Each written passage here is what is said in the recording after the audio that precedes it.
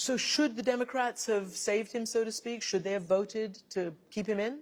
You know, that was a very tough call for the Democratic caucus. But the problem was for them, as I understand it, he was totally untrustworthy by any measure.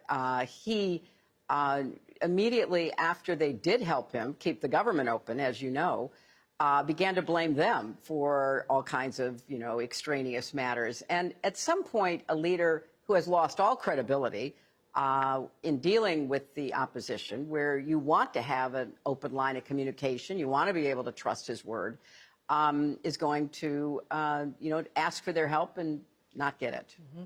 It's said that the main contenders for his position are Jim Jordan, who you know very well from Benghazi. Oh, I don't know him well. I watched him and stared at him for 11 hours while he made stuff up about me. So I don't know him, but I've seen him in action. So what will it mean if he gets the speakership? Well, I mean, he is one of the principal ringleaders of the circus that's been created in the Republican Party for the last several years.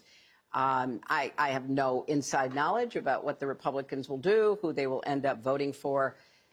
But when do they put the country first? They do not represent a majority of even the Republican Party. When you look at the extremists in the House, they certainly don't represent a majority of the country.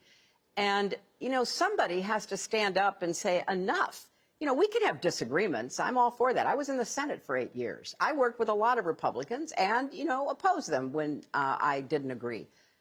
But at some point, there needs to be a backlash against the control that this small group of extremists have. And I don't know who will lead that, but let's hope whoever becomes the new speaker will.